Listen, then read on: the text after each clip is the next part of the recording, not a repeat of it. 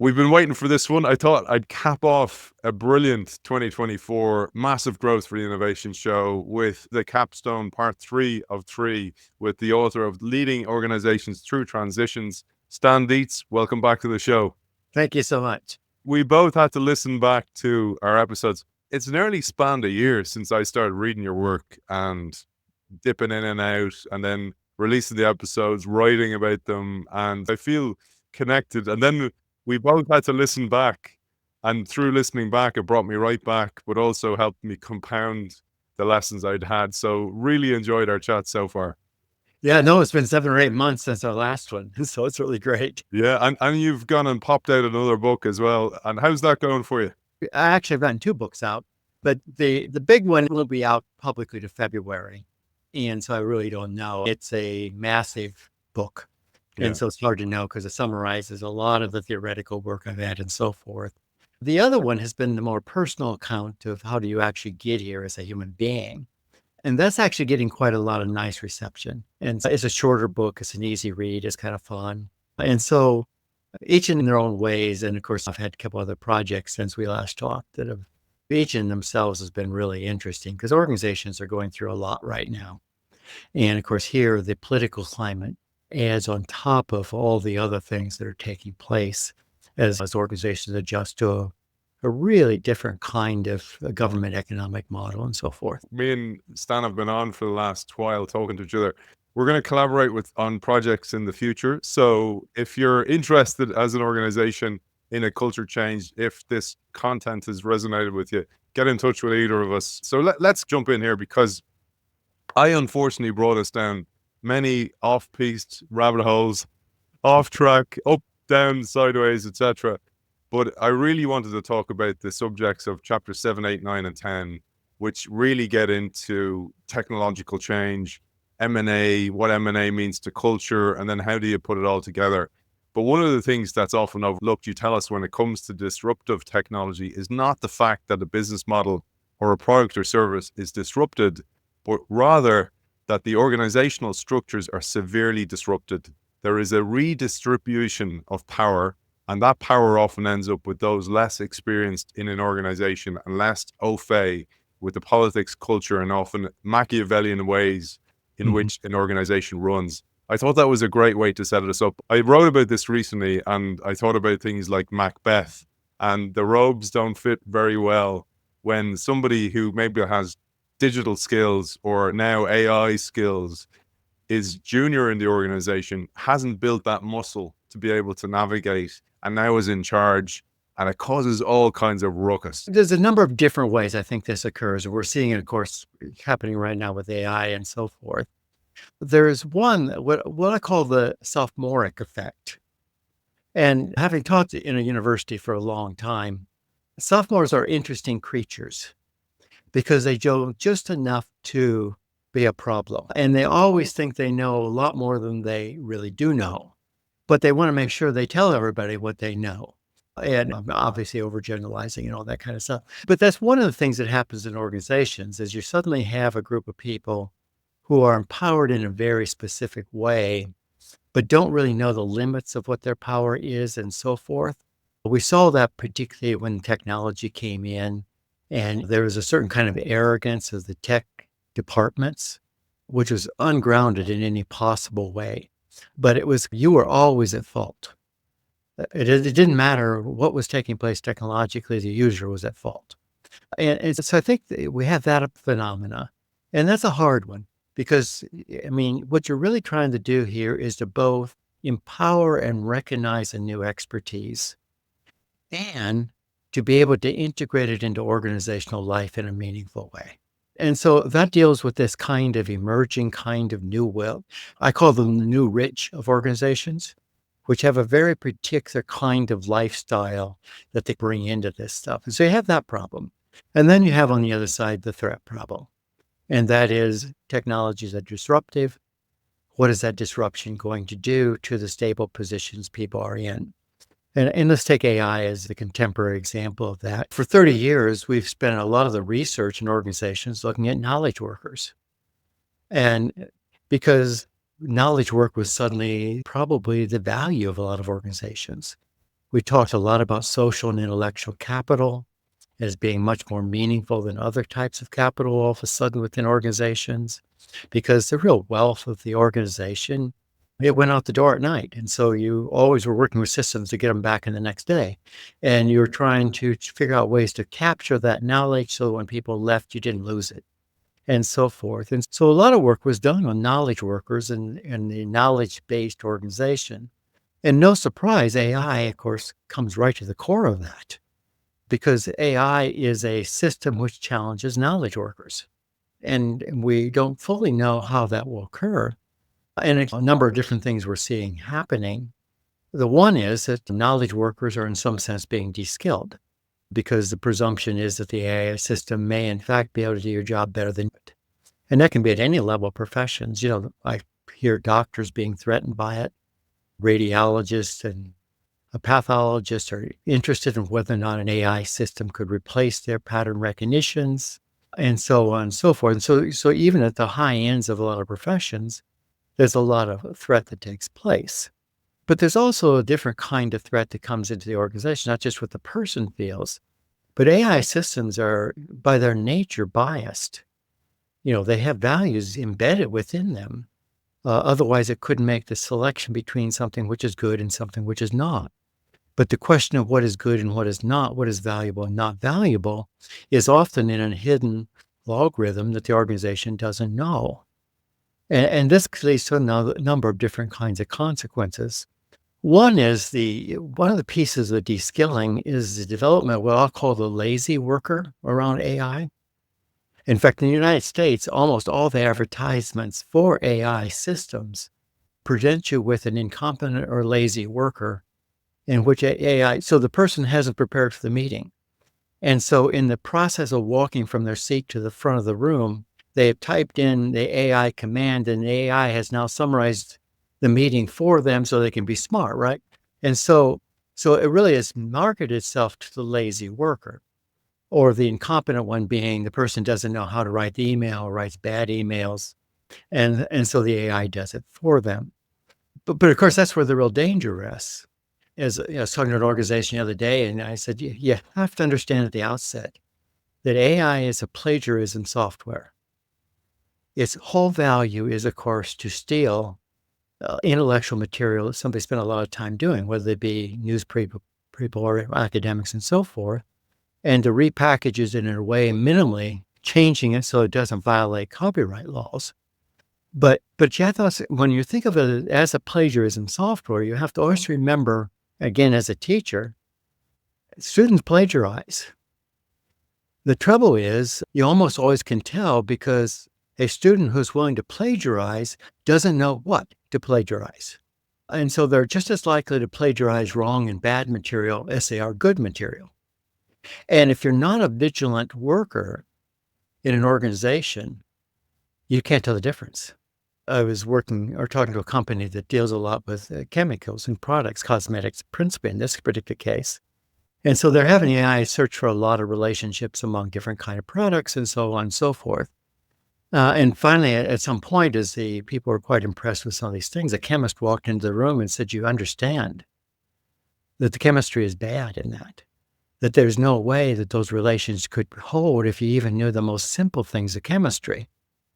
Well, I mean, the AI system wasn't trained to know chemistry in such a way to do that.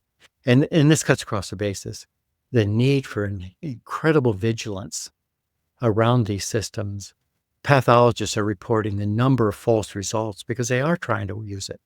Incredibly number of false reports because the AI system not only lacks frequently the kind of knowledge that it would need to have, but it also lacks wisdom. And that is the knowing how to apply knowledge. Aristotle's old notion of phronesis, the understanding of the relevance of this to that, which is only acquired through a kind of tacit knowing and experience and so forth. And so that's disruptive. And it's disruptive because on one hand, it's replacing a knowledge worker. On the other hand, that knowledge worker is the only one who has the type of expertise to really monitor the AI system. At the very same time that the AI system's asking people to be lazy and not vigilant, by letting it do the work for you. And so I think it's a very complex set of relationships, a new elite, a threatened old elite, and a complex system that we have not yet figured out how to make it transparent.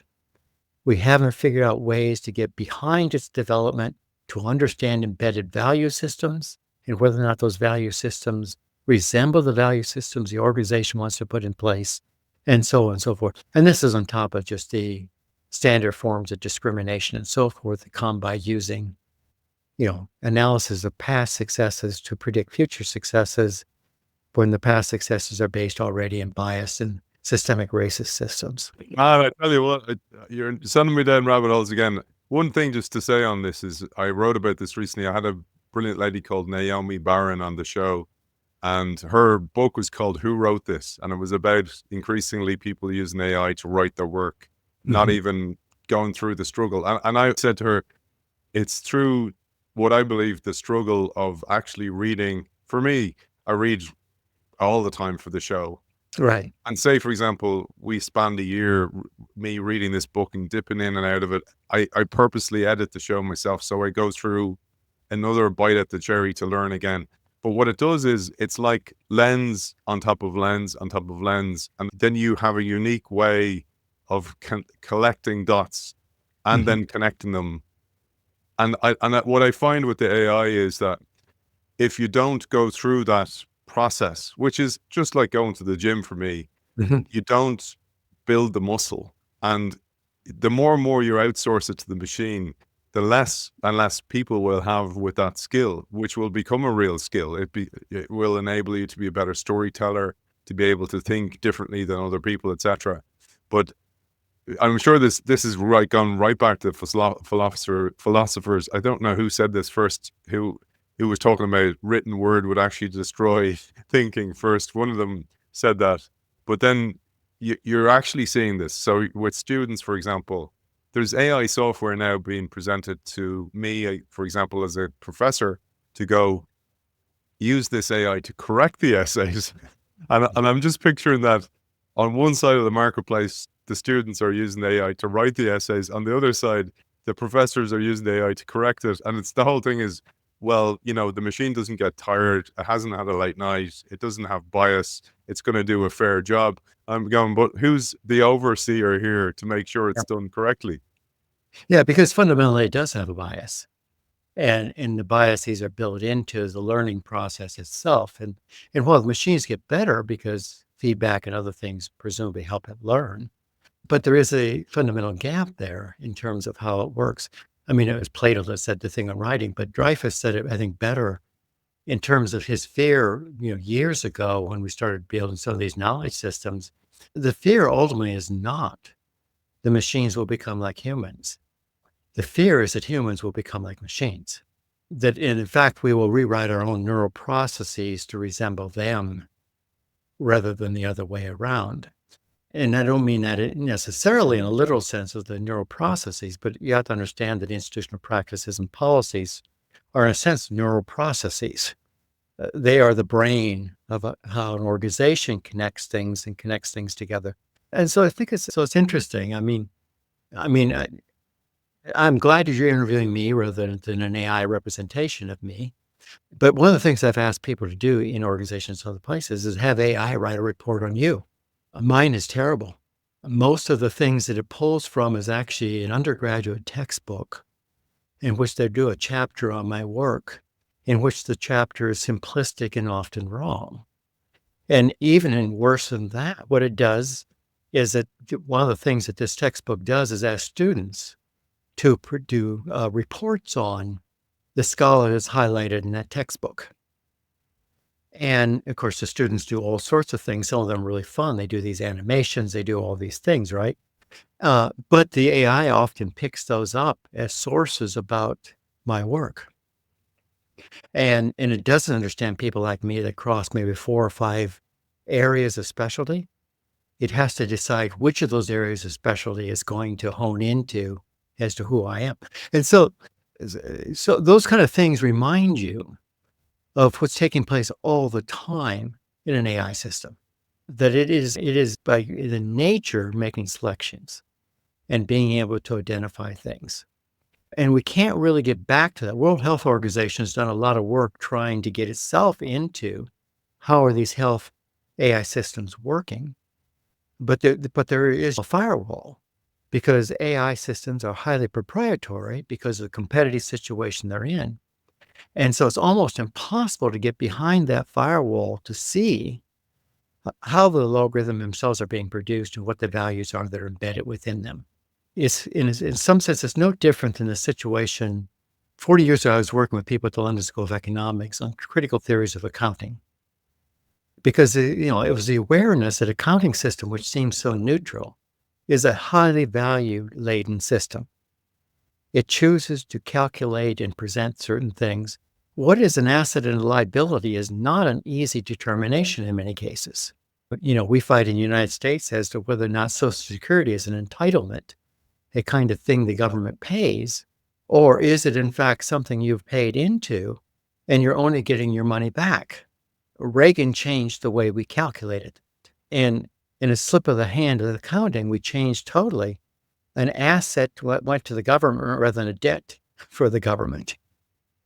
And we did this with every retirement system in America. We treat it now, the holding of a retirement fund, as an asset of the company, not a debt of the company. And so that changes radically how these things are. And so if things like accounting systems that we are fully understanding, the powerful elites produce a predictive value structure that defines things in predictive ways that have consequences. AI is exactly the same. Every technology is the same. Every technology enables certain things. It constrains other things. Every technology is highly value laden. The trouble with all technologies like AI is that they appear to us to be transparent, as if there's nothing standing between us and the world, that they're like a good pair of glasses, right? They simply allow us to see the world well without us seeing what the glass is. And that I think organizations are failing to take into account. And in failing to take that into account is causing dislocations, both conflicts among different parts of the workforce, a competition across knowledge systems that tend to now favor a particular kind of mechanical system, and so on. You remind me of the Marshall McLuhan quote of first we make our tools and then our tools make us, or first we shape our tools and then our tools shape us. Yeah. And I thought about that actually in the context of your book, because you mentioned a study, Carol Grullo and James Taylor, and it was about a shift in the purchasing process of a large organization that demonstrated how a failure to account for the embedded nature of work process in organizational life can lead to ineffective implementation. And that will mean gobbledygook without some context. So I'd love you to give context to this, because while back then you were talking about the process of digitalization of paper-based data tracking, essentially, Right. now we're seeing, if we look at this and listen to Stan here as a template and go, well, what am I doing now as I shift from stuff that's been digitalized to now actually be AI based? Well, let me just pick out a little piece of this, the power relationship itself. Okay. So what happens when I walk into the doctor's office and have already carefully investigated my disease? And now the doctor and I are an interesting relationship, right? Because I easily can claim to have greater expertise than my doctor, right? Because I have the wisdom of all medical science. And perhaps the doctor just did the same thing before they walked into the room too. But so now we are in a new knowledge clash in which expertise, as we normally would have known it, now is put aside in favor of a new kind of system which is proclaiming to be experts. Now, at the medical level, this is kind of an interesting thing because the doctor still has to make all sorts of judgments. I'm still an expert in knowing what my symptoms really are, but the doctor's still an expert in trying to understand the contextualized way that you do medicine. But let me put it in a bigger context to show how the problem really plays itself out. American political system, in which now billionaires own almost every form of information and communication in the United States. And they pass out incredibly inaccurate information. to support certain kinds of ideological positions. Now we've got an entire public who is as expert equal to the science. And this has played itself out, for example, in global warming, right? In which the person says, well, what I just saw on the internet is really more important than what the consensus of scientists in America are. The fact that they've given their lives and done hundreds of studies of research isn't as important as I just saw this on the internet. But that's, well, it's crazy in the international situation, which ends up with, us getting crazy leadership. But it's very important inside an organization because the same process is taking place in which people are beginning to be presumed to be experts based upon systems that themselves are heavily value laden.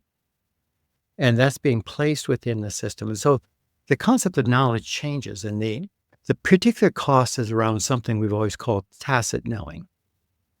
And that is the particular kinds of insight that one has by working on it that is different.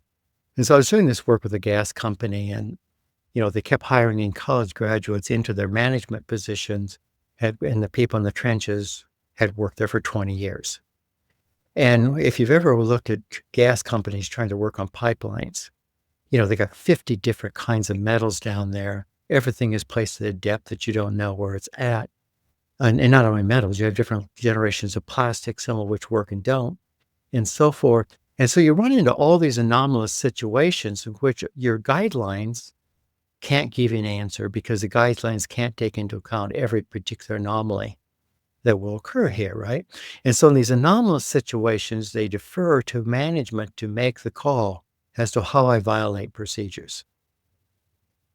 And so all of a sudden here we have a highly informed, knowledgeable person deferring to somebody that's never been in a trench. And the AI systems invite this, right? Because what they are is a knowledge system over here based on all sorts of historical things, but have never been in a trench. And therefore they make these recommendations. And so, half the safety I observed in this particular company was because people worked around these knowledge systems. They couldn't violate the instruction, but they had to work around the instruction to make work what took place within a context in which they knew better than the system what in that particular context was needed. And so we'll see this play out in organizations at different locations in different ways, as we have this kind of interesting competition between a knowledge system that we trust without reason and a person that we trust that we don't feel certain about their knowledge. The beautiful serendipities happen when I was saying about connecting dots. So this is something definitely no AI will ever be able to do, right? I was on my YouTube. I usually listen to meditations on YouTube and music. That's what I use it for. But a clip of a Clint Eastwood movie, Heartbreak Ridge, popped up. I don't remember it. It's like 1988, and his role was this guy called Gunny Highway, a highly decorated general who was training people in the army. Right. And at a certain point, so this is the exact clip that popped up while I'm reading your book. I don't know if the computer is that sophisticated with its algorithm. But it was this guy who was highly, highly decorated, and he had a new boss that he had to report to, and the boss had never been in action. He'd never seen any action in war, and at one stage he's reprimanding this guy Gunny Highway, the Clint Eastwood character, and he's speaking to him, he's giving out to him, and the camera slowly pans in as he looks towards all these badges, all these awards that he has on his chest, and this guy is clearly angry about it because he has none, because he's never seen any action. And it was exactly when I read that clip from your book about the idea that you have now leaders in an organization who don't know what it's like in the trenches, who don't know what it's like in the action, making decisions devoid of that tacit knowledge. And I connected it then to a personal experience where I'm on the board of the National Broadband Ireland here in Ireland, where we were rolling out broadband to the most remotest parts of the country to have Ireland as the most connected country from a broadband perspective. But even from my knowledge, I didn't really understand what it was like in the trenches. So the board decided to actually go out in the field and look into these trenches that are, like you said, wired. There's dead rats in them sometimes. They have to clean them out. And until you have that visceral stench of what it's like to actually have to go and do this work, you just don't know what the difference is. I'm connecting this, Stan. And then I thought about what you were talking about, the communication gap that then happens in an organization as a result. So you have people at the top making decisions devoid of actually what it means down the trenches. And that's a huge problem. Right. I think it is. And, using the military metaphor, we've always understood the fog of war. And that is in the reality of a war situation, there is so much degrees of uncertainty, so much conflicting knowledge and cues that are taking place, so hard to know how to follow regulations and rules and how they might apply in that particular context, right? And organizations are endlessly in the fog of war. That is the reality of organizational life. And so you have systems which are very good at one level of looking through the fog. They're better than us in that sense.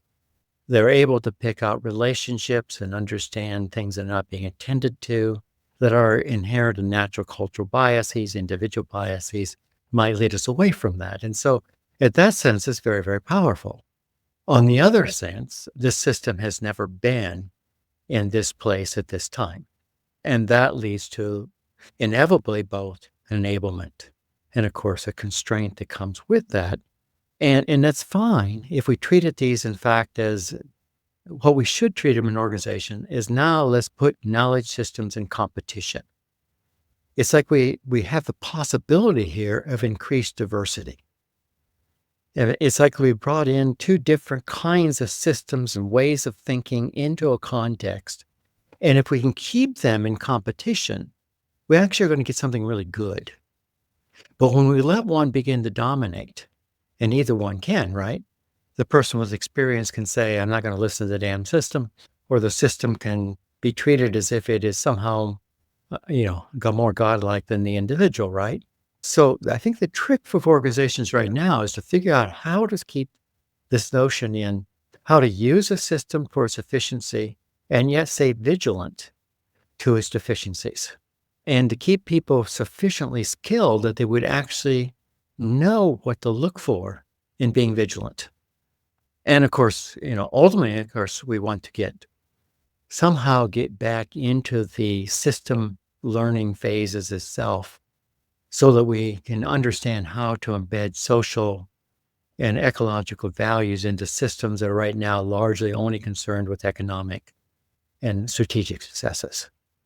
That thing you said about knowing what to look for, I see that both a threat and an opportunity with AI. So, for example, here's a good example, your book. So with this book, Leading Organizations Through Transition, you give the main points. So you give an overview of the chapter of what's to come, then you give main points that you're going to cover in that chapter. Then at the end you have, and throughout each chapter, there's discussion points and questions to ask yourself.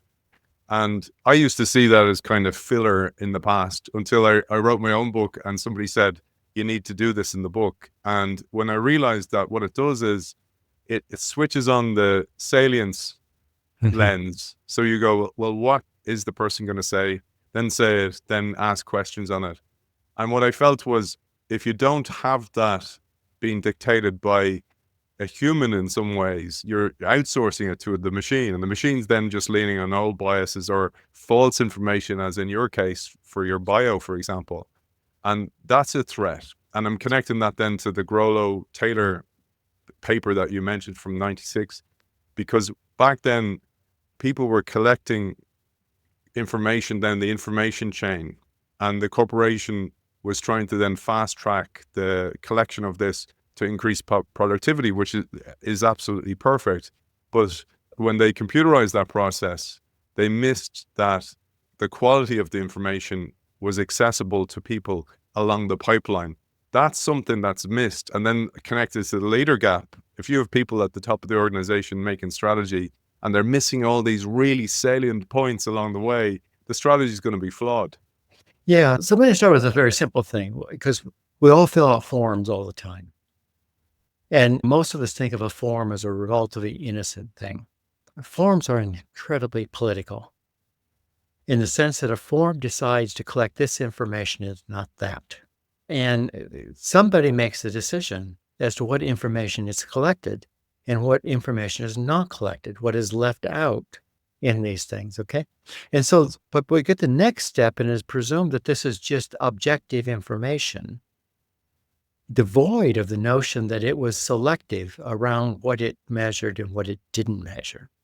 And then we get organizational life, which says is that our objectives will endlessly be directed toward those things that are measurable, and we will not attend to those things that are not measurable.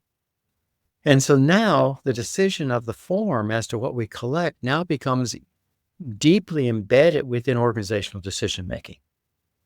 Now, and there is nobody necessarily in that system, which is, the Taylor argument here.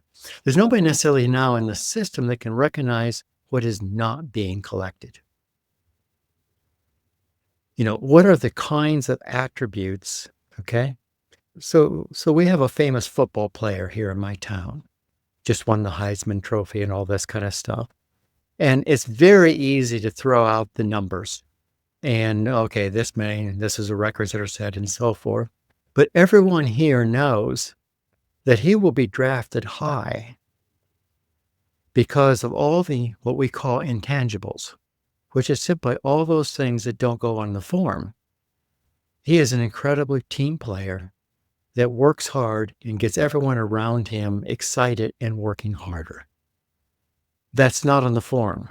And so if you take in an organizational, in this case, it gets fixed, right? Because our professional teams know full well that those intangibles are a lot about what makes for a good player. But in a business organization, it doesn't necessarily mean that any of those intangibles are remembered at all. Because they themselves, within large systems, a famous football player, yeah, we know these things. But in an organization with 20,000 workers, that kind of information is rarely collected. And to make it even worse now with AI writing the letters of recommendation, those letters of recommendation all are lookalikes, right? They write the right recommendation based, it's no different than I did as a professor where I had 5 letters of recommendation for students. You either got letter 1, 2, 3, or 5. I wasn't going to write letters for 1,000 students. And so I think it's really important when we look at these things to understand that part of it, that as we digitalize and put these things in the formal system, it becomes increasingly difficult for us to forget what we've left out. And when we leave them out and don't make them measurable, organizations will not work toward things that they cannot measure. And so these systems, become, if self-reproductive in the sense that with what they've measured begins to determine what is successful, then they get based in a historical record, which now says we look for success based upon these attributes. And no wonder when you look at those things why AI tends to discriminate against women very strongly, because the types of attributes frequently that organizations need, women bring to the organization are not historically the attributes that have been listed on those type of things. It's a great point. And to further worsen things, now AI is also filtering the resumes before they even get to a human, if they do at all. I was talking to Howard Gardner about this before, and he was much more optimistic on it than me. I was saying I probably would never get to an interview, but if I did, I'd probably get on well with the interviewer because we'd connect and I'd be able to answer the questions well. But I wouldn't get there because, like you, with your diverse polymathic background, that doesn't score well on an AI score sheet. But I'll connect it here to keep us moving through the chapters to something that then happens in an organization. So you might have a founder of an organization, or you might have the founding leadership team, and they may be brilliant at hiring for the right type of attributes they have in the organization. And then, as you talk about in the book, they might pass away, they might move on, they might be lured by an attractive offer somewhere else, so they've moved on. And then there's an information gap, and there's a cultural change as a result of that. And then you won't see it straight away, but eventually there'll be this kind of erosion of whatever that was that they brought, which could have been a bad thing as well in the past. Right. And maybe we'll use that as a nice segue between this point about data and then the transition as the leadership team combination changes. Right. Well, so many things are packed into that. I mean, I think it's a natural tendency for most leaders to overestimate their success being based upon themselves and their skills. And it's no surprise, right? Because you don't normally begin in those positions unless you really believe in yourself and so forth. But they really own usually external circumstance, luck, and all the other kind of things that come into this. And therefore, in hiring process, it's not unusual for them to look for attributes in others that are attributes that they have, because in fact, those are the things that they believe led to success in it. And often, that does at some point, especially in a startup, lead to certain kinds of successes and some quick movement forward. They're all on the same page. They all share the values. And all of a sudden the organization, once it's bigger, and none of these things work. Because now we've got a bunch of self-centered people running around trying to run an organization that has to be much more diverse than that, a changing economy, a changing market conditions. And so it's not unusual for organization leadership to get out of touch in that sense.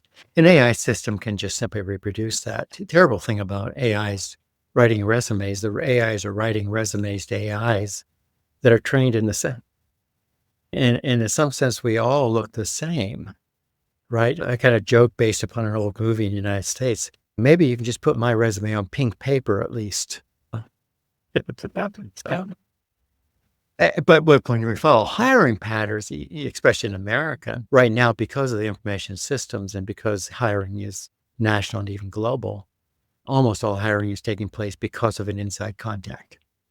How else do you distinguish any of this stuff? Which is its own bias of reproducing certain types of elites and the people that went to certain types of schools and so forth.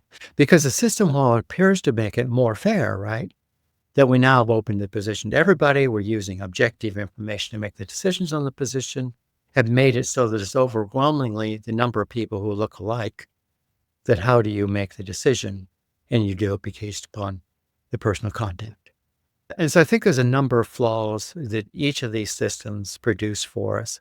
And again, I don't think we can do something to fix systems to get away from those flaws. I think what we can do is to build people in organization whose job is to be vigilant. In terms of AI, I think every organization should have a C-level executive whose simple job is to investigate the consequences of the AI systems that they're implementing. That to do vigilance around such things as bias, to look at how the values are embedded in it and how that's shaping what the organization is doing, how it's changing social relationships, how it's changing hiring patterns, and to whatever is possible to get behind the firewalls, to really see how diversity is being built into these systems, and so that they're not caught at the other end with simply having a set number of systems, all which are designed to meet a market, but in meeting that market, omit too many different things. Because I think organizations, it's like everything else that I believe, is that the difficulty in organizations is when we take conflict out of them. Because when you take conflict out of organizations, they tend to skew in particular directions, which may be very functional at periods of time based on certain market conditions, certain competitive situations, to become dysfunctional as those things change because they lack the ability to get out of their skewing that has actually been very powerful in moving forward, but becomes disastrous in moving now again forward into situations in which we actually invite the type of diversity and difference in knowledge and knowledge systems that keep constantly these things a competition. The competition amongst these things both generates more creativity, and the competition among these things leads us to constantly investigate what were the processes by which we formed this, and what were the values that got based into what we built. I mean, if we're right, and I think Sartre said it before, McLuhan, but we are the products of our products. And if it's the case that we are, in fact, the products of our products, then we have to understand what our products are, what they enable, what they constrain, how this constraint and enablement plays itself out in a changing world situation with a lot of complexity. Man, there's so much in there. I'm gonna try and move us on. I said we'll try and finish this as the capstone We because won't do that. We won't do that. we're doing pretty well.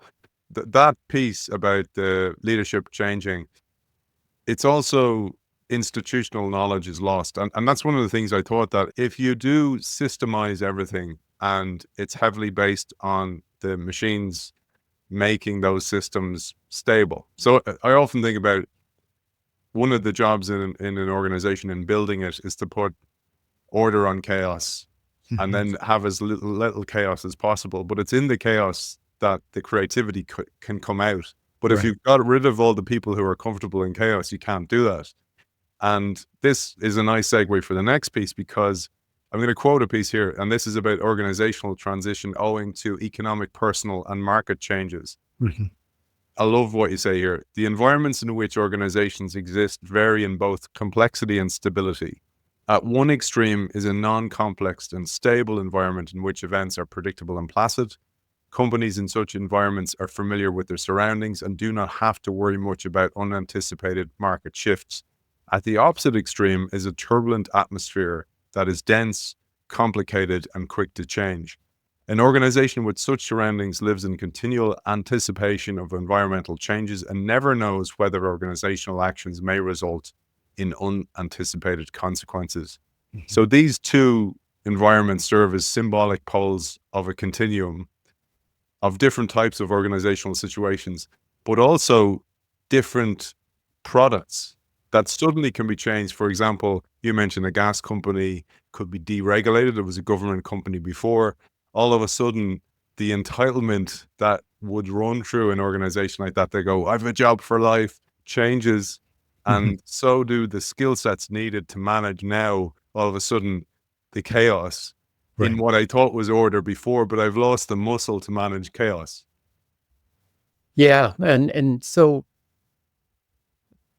I mean, COVID, if nothing else, taught us the placid environments are a bit of a myth because supply chains can be disrupted in ways we never thought possible. Work processes can be. And so even the most stable environments suddenly experienced all sorts of turbulence. And, and of course, climate change is going to create and is already creating incredible amounts of turbulence, as well as the attempt to respond to it. For example, the stability of a gas company that has 100,000 miles of pipeline underneath a major metropolitan area suddenly has a mandate to be carbon neutral. And, at every level of the engineers in the company and so forth, it changes because now you have to have somebody that understands how you put hydrogen in pipes. You have to have somebody who understands when green gas goes in different than the kind of dry gas, how that affects. I mean, so you're constantly here, even in very stable places, confronting these kind of disruptions that take place. And so disruptions, I think, are going to be, and we should expect to be, more and more the case in the kind of stability that we see. For example, you take a toothpaste industry. After we developed fluoride, we thought everything was pretty stable. What are you going to do? I mean, there's only so many ways that you can do toothpaste to do these things, right? And so there are stable things, except that supply chains and a global situation can rapidly transform a business, including, and of course, even a sudden kind of environmental concern with a particular product can suddenly change a business. So I think every business has to recognize a greater sense in which it may become turbulent. And it can fight that. It can try to kill competition. It can try to do all these things. But, ultimately, I think what we're going to find is that companies that build in, this kind of complexity and diversity, what I called earlier, the notion of different antennas. So we have different creatures in the organization paying attention to different things. And with that, what becomes the most important thing is it's easy to convince people to hire more broadly in that sense, even though it's difficult, right?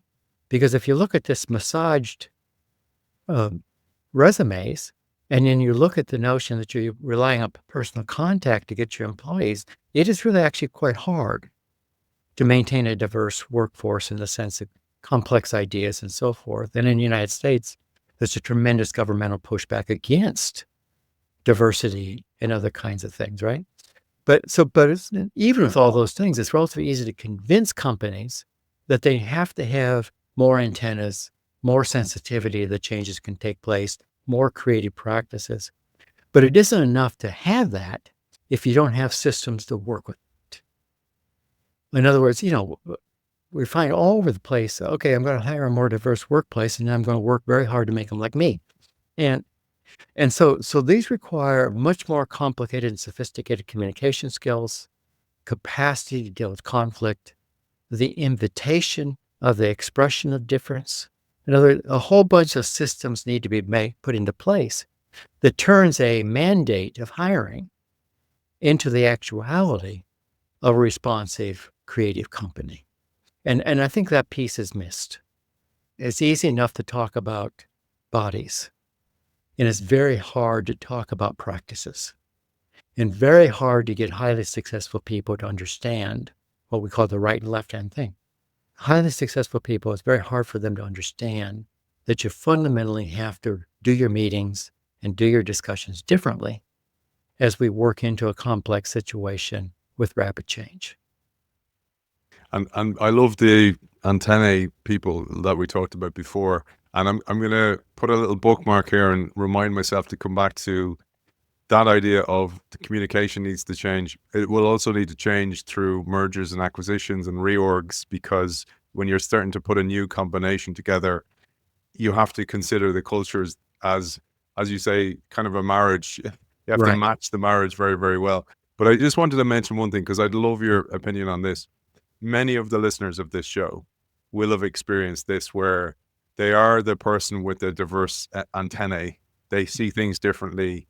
They may have been responsible for some new business model or new product or service inside the company. They were responsible for that. It then goes through its own S curve of growth. It gets to the top, and they are in this kind of holding position Mhm. where they're now sensing the market shift for the next one. In comes a new boss, a new CEO, a new leader, a new leadership team, and all of a sudden they're seen as this wasted resource. What money do they bring in? And they're going, oh no, well, she's the girl who brought in that new business model, and they're, what you do now? Yeah. And they get ousted, or they get not considered as profitable, per hour, whatever metric is put on them. That happens all the time. And I often wonder, you can blame the leadership team for coming in, but they're measured on some type of reorg, unfortunately, as well. So what do you do in those instances? A lot of what you're seeing, of course, is actually an implication of the quarterly report and the paying of executives based on bonuses based upon short-term measurements. And so, the investment model is much more, the microseconds at which people own stock based upon quarterly reports and anticipations does not lead to a healthy business environment, because the kinds of things that we have to do to anticipate long-term changes to become resilient are not the things that necessarily show up in the next quarterly report. It's why we see constantly the use of cost cutting as a way to deal with an economic situation, because cost cutting can quickly show up positive in the next quarterly report, but of course be disastrous in a longer frame of these things. And so what you often have is a manager who comes in, does really well in the quarter report, is moved up and beyond. The next person has to come in and figure out how to do better on the next quarterly report. Now with a depleted workforce, lacking the kinds of resilience and so forth. And so it becomes a really bad negative cycle. And that's based partly on how we do executive pay, and based upon the too narrow of a measurement system we have for it in response to stock markets rather than in terms of organizational health. And that I can't fix. I can recommend to organizations that, in fact, we need to look at longer terms, that they ought to revamp and rethink their ways of rewarding managers. And the system right now of basically overpaying managers who get passed on the next one with the golden parachute, based upon them all being from the same Ivy League school, is just not a good business model. So they constantly try to enforce efficiency at the bottom with a model at the top that isn't particularly functional. And so I think we need to build in, again, it's a question of reward systems. How can you argue for A, which is long-term health and development of organization, and reward B, which is how to cut costs so that you look good on the next quarterly report. So that's an inherent problem in contemporary organizations. And I do not know of an organization that is freed from that problem. I do think that an organization can be smarter about how it understands retention of resources in the long run. And I think that doing that and showing how that is healthy within particular industries has tremendous advantages. And of course, some of these are easier than others. The ones that are relatively more stable situations have the greater capacity here to make long-term decisions and to plan ahead, even though they are probably less needing of it than the persons that are in this relatively unstable situation. And so what we have is often a lot of throwing spaghetti at the wall because we don't have in place a very good sense of intelligence around what we do well and what we don't do well. We don't use AI to get the right data to us. We use it to substitute for the kind of decision-making that people should be making. I don't have an answer to it. I can specify the problem. I can tell you when historically that problem arose, why it arose based upon retirement funding and other things that led to, institutional investors not being particularly interested in long-term. How you get out of it is harder. And the companies I work with, I at least ask them to recognize the problem. And if you recognize the problem, at least you can say, perhaps cost cutting is not our best way out of this. That we can't just automatically do that because that's popular. That in fact, there are other options of being creative, of developing workforces, of developing products that probably are more healthy for the society and more healthy for the organization, and certainly more healthy for its workforce. Again, it's this pole of, say, for example, an organization that's heavily share driven, IPO'd, versus a family owned business where the family owned business go, look, we hire these people, we know them, we're going to look after them. And it's somewhere in the middle that you need. You don't want to be a Kodak that won't let go of people, that don't have the skills they need to take it into the future. But you don't want to be letting people go like the tide as your stock price goes up and down, which happens so often. That one makes me sick when I see brilliant people who have made huge personal sacrifices, often putting their own family on the line to work for these organizations, and then are just discarded.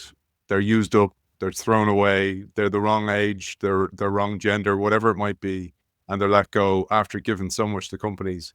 That we see all too often.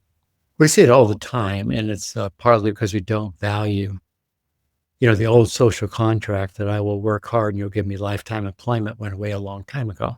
And the place of this, of course, is that in many cases, some of the best people are the people getting hurt because a dedicated person, in some sense, we have valued mobility. The more mobile you are, the more you're worth. And what we really need in many companies is to value stability. Universities in the United States is a tremendous case of this. Staying at the same institution over a lifetime is deadly because the only time you really get a pay raise is when you move to another institution.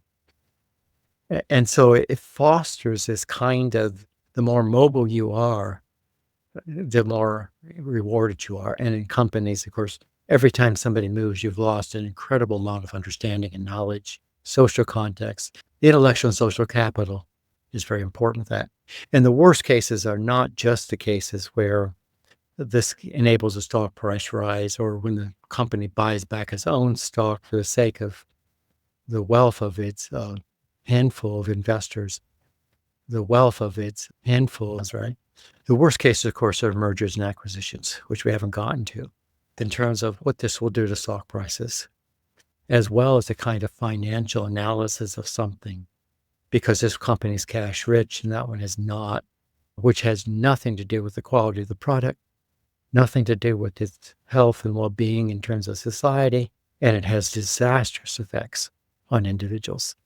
I often think, Stan, of the old way that they divided up countries. So the British Empire or the French or whoever it was take over an area, and then they go, oh, there's a river, there's a mountain. Let's carve up the land based on that. That's a new country. You own that, Britain. We'll take this, France, whatever it was. And for me, a lot of that happens when you have a takeover, a merger and acquisition, and you have these people just absolutely split apart. And this is the hard piece. You don't know, or you're depending on data that's been handed to you based on maybe somebody who was an interim, a consultant even, that had nothing to do with the company making that decision. And this is where I was saying that the more removed that is from the people who knew the difference, this salient data, who knew what the real, often qualitative data that can't be quantified, they know the difference. That is lost in translation in many cases when this all of a sudden is thrust upon companies. Yeah, and AI again makes it worse because sometimes since AI is the perfect consultant, because the AI comes in and investigates these things and look at all sorts of very long, complex relationships, see opportunities where it might not otherwise have been seen, and so forth, right? But the AI system has a value based in it, and often that you don't even know what that is, and it changes the way things look. And I think the land division is an interesting example of that. I mean, so a lot of these lines were driven around things that made sense in the European context, right? A river was a nice boundary because in the old days, a river sort of served as a way in which you could guard yourself against something. And then you go into country or societies, areas in which the river was the center of a civilization because everybody living around the river was the same, in contrast to the ways away from our camp. And then you drop a European model on top of it saying the river is a divider, and therefore half the community is here and half the community is there without ever realizing they just destroyed a community.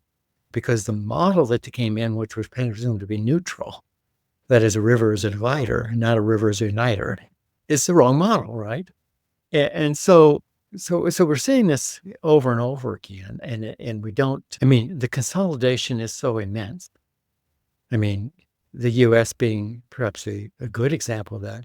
It's less really than 8 companies that own somewhere around 80% of the products of America.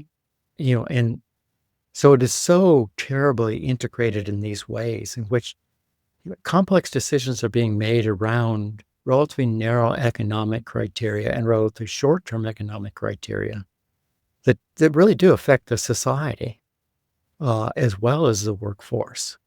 And then, of course, it leaves people understandably bitter, cynical, blaming towards something. And so you develop a kind of workforce, which is not a terribly good workforce because you don't commit the second time like you did the first. That's a huge point, man, about, I often think about that old saying, the Gulag Archipelago guy, Solzhenitsyn, I never pronounce his name right, but well-fed horses don't rampage. And I think about then Yuval Noah Harari's idea of the gods and the useless, and that if that gap gets bigger and bigger, and then you have bigger global corporations, giantism in corporations, and then you have lower and lower level, and that gap getting bigger and bigger, and then the people at the bottom are just doing these meaningless, really tough tasks, 10 of them living in an apartment that is owned by the elite. And I'm not into that whole, elite. I think wealth is important. The wealthier you are, the happier you can be, the more fulfilled life can be. I do believe that. I'm not talking about a bitterness in any way, but I just mean that if that gap goes crazy wild, you're going to create a world. It'll be like living in a gated community where outside the gates is mayhem. It's like those zombie apocalypse movies, that it's not a pleasant world to live in. No, I think that's partly the case. And we have to match our commitments with the commitments of people for whom we work. And I think that's really important how that plays out. And I'm not an anti-capitalist, but I also am a person that recognizes very clearly that there are many ways that capitalism plays itself out. I think markets make some decisions very well, but I also know that monopolies contrive markets. And and therefore they're not capitalistic anymore. They're in fact quite the contrary of capitalism. They're what Adam Smith in Wealth of Nations Developing Capitalism warned us against. He endlessly believed that corporations would be the death of capitalism. Yeah. And to some extent that was right, because, capitalism has become more and more a managing of competition rather than responding to competition. I would like to recover a lot of aspects of this, and I'm not into trying to go back to an old way. I do believe that we underestimate the quality of a worker who is developed rather than the quality of a worker that's replaced. And I think that that organizations forget that really development and empowering a person into these new things. I don't find corporations keep treating people as if they're resistant. I don't think they're resistant. People are scared, which is different. And if you give them a positive path forward, put the resources into training them, I believe you get a far better worker than you do getting rid of them and replacing them. But that requires a particular kind of understanding. I think it's cheaper. Replacing workers and bringing them up to speed is extraordinarily expensive. Not only what you pay to get rid of a worker, but also now what it does to bring a person in. And if you actually did the economic calculation of presumably replacing an older worker with a younger one because the salary's lower, it doesn't add up. It's a mythology, an ideology of an organization that they do these kind of practices. And so what I think you do is that you can create situations of less fear and more opportunity for development. Then you get a very, very positive place. And I think that if you actually did the bottom line analysis of that, you're going to find in most cases that pays off. People are natural learners. They don't learn well when they're scared because they pull in and protect themselves. Organizations are natural learners, but they don't learn well when they're scared. If we look at these kind of things, again, looking at more complete balance statement, do full costing rather than these kind of short-term monetary kind of thing, but do full costing of things that we find that development is actually a very good idea and allow us to overcome the greenness, the sophomoric nature of some of these new systems. I love that. And I often think of it like trees. I grew up in a very natural area. My dad oversaw this park that we lived in, and they were replanting the avenues at one stage. And the whole idea was to replant a tree in between more mature trees. And I developed this metaphor over time of this idea that it's almost like an older citizen passing on knowledge while protecting a younger one. And then that Chinese proverb of the best time to plant a tree was 20 years ago, that you plant the tree before the older tree needs to retire or needs to move on. And that piece that you're talking about, that organizational knowledge, that handing of the baton of knowledge that cannot be captured, it's qualitative knowledge as well as data, the way, and it's often seen maybe as, oh, we need to move on. Some people are like that. Yeah, some trees have disease, but there's so much positive knowledge that needs to be passed on from one generation to the next. And that's lost in translation as well. And that brings us nicely to multinationals, because sometimes then I can actually pick a tree that doesn't work in a different soil. So I might import a tree, try to put it in the soil. And this is where you expatriate some of your people from who are brilliant workers in this country. And you go, we're after buying a plant over in France. Need you to run it, Aidan. Off you go. Yeah. Oh, so many things. I mean, one thing we've learned, even here in the United States in agriculture, the old idea of control, which is slash and burn and plant and fertilize, really doesn't in the long run turn out to be a very good agricultural practice. We get away with it because we're overproducing agricultural products, at least overproducing in the sense that we don't give it to people who need it. And we're suddenly doing regenerative agriculture and finding that, in fact, commitment to the quality of the life of the soil and so forth actually has long-term productivity gains. And so organizations have lost that lesson too. And that is to understand that simply control systems themselves frequently miss the larger systemic way that these things actually occur. And I think that's true on the multinational. Looking at this is to understand culture is real and that what one works in a place, they work in a culture. And you can't simply implement one on terms of the other. And I've worked with some German companies that moved to the United States, and the the chaotic world of the United States and a German executive don't necessarily fit well in the same space because there is a different way that these things operate. And of course, most of the multinationals now are getting away from implementing their management style, but what they're not getting away from is implementing their particular economic advantages. And so, for all the talk of nationalism in America, those same people talking about are moving their companies to Mexico. And they're not going into Mexico and trying to manage like an American, but they're going into Mexico trying to produce a particular form of cheap product using underpriced labor and so on and so forth. And so they're not understanding that those kind of cultural effects, that in fact you are doing things to the culture that have certain kind of consequences, even when you're not implementing simply your country's management style. And so I think that's important as part of this. And I think there's a greater sensitivity today to multinationals understanding what a nation is and what its people needs than what there perhaps was in the past, where there's a lot more of a kind of colonial attitude.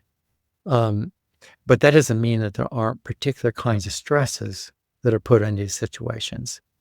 Some of the companies I've worked with are using expats less, just simply finding that the expat model in a lot of countries are making it harder for them to do expats because they're limiting the visa times and other kind of things, because an expat actually is, in most cases, a way to keeping a native workforce underdeveloped.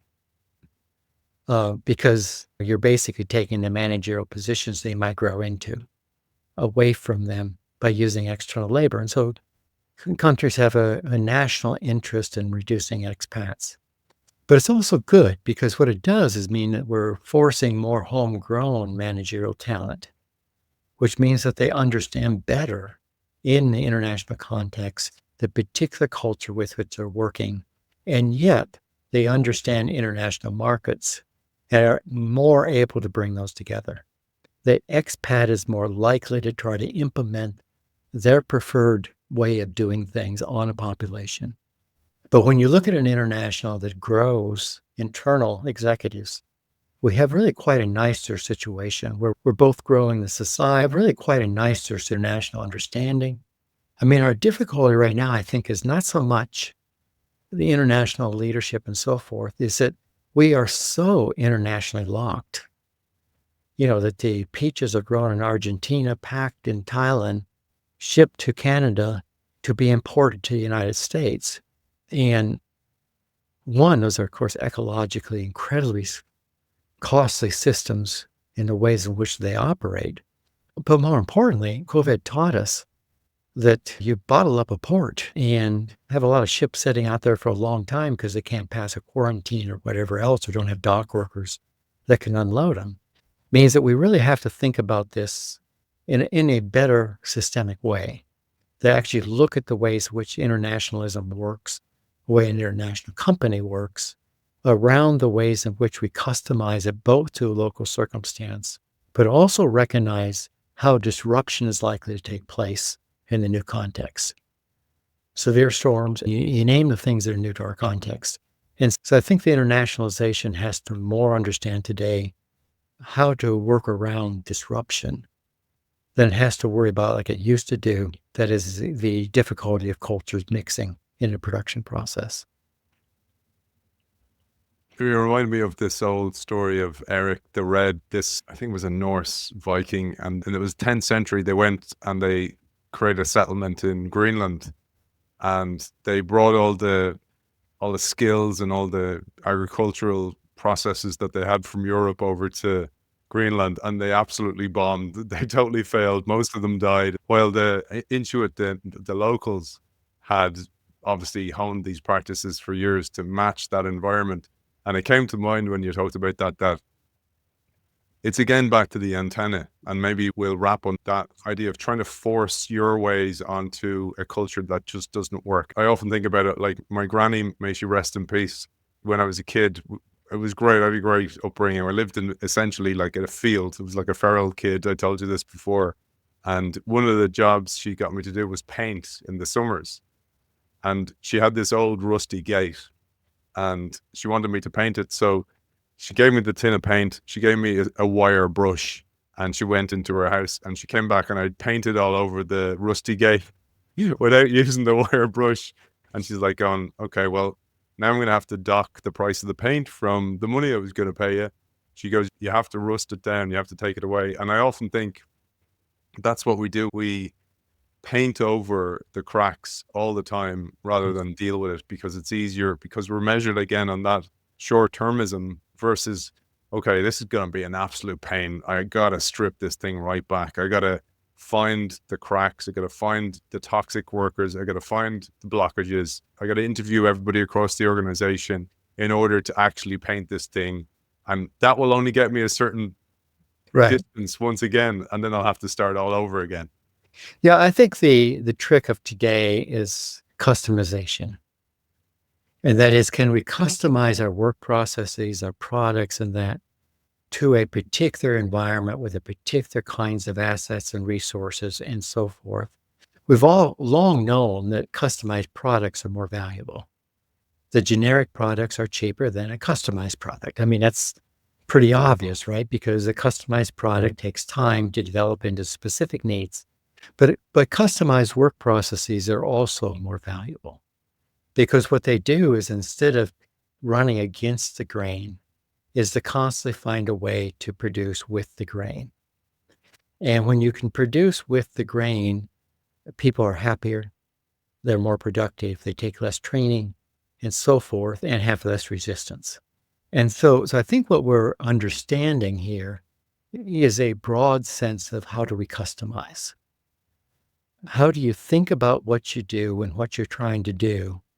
And this is why we talk about the notion of looking at this in a sense of a group of objectives rather than a management as a group of practices.